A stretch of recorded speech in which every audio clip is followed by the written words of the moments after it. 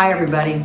I'd like to start off today with a quote from Max Lucado. He's a great pastor and author and has great gems of wisdom sometimes to share. He says, "To call yourself a child of God is one thing. To be called a child of God by those who watch your life is another thing altogether." One of the most important jobs we have had as parents is to teach our children everything from the basics of walking and talking to teaching them about Jesus and fostering a love of God and His people into their hearts. When the tables are reversed and we learn from our kids, it's an incredibly powerful moment. We moved to Marion when our girls were just babies, and so they spent their childhood and teen years in our house over on the west side of town. Once they were old enough to be outside and a little bit more independent, they would be outside all day long, especially in the summer, and roam from our yard to the yard next door where their little friend was, who was the same age. Most often in the summer, they'd get up in the morning, throw on some clothes, and off they'd go. They didn't mind getting a little dirty or wet and just loved being outside. So one Saturday, I was working around the house and went to the front door to check on them. Meredith, who was probably 4 or so at the time, was standing in the front yard all by herself, looking up at the sky. And she wasn't saying anything, she wasn't moving a muscle, just standing there.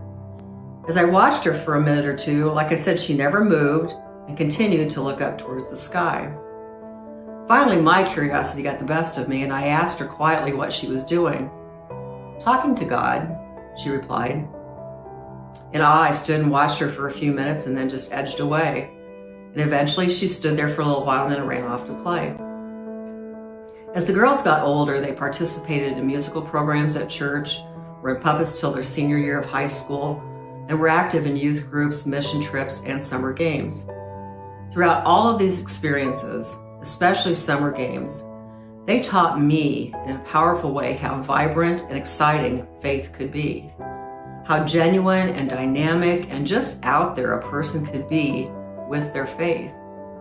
They constantly shared with their friends about their mission trips and everything that they'd done and how they had served people and how exciting that experience had been for them. And they were always inviting kids to youth events. But when they testified to their faith through their words or in song or the time they spent reading their Bibles and sharing their faith, I was in complete and utter awe. All I could think was, I want a faith that's alive as theirs. It took me a while to be as comfortable speaking up about my faith and my journey with God and coming to understand how important it is to share that with others.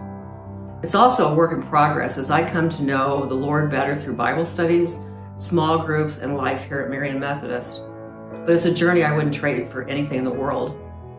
And I thank God every day for the joy and spirit He put in my daughters' hearts, for the continuing witness that they provide as they raise their families, and for the love of Christ in them that became such an important witness to me.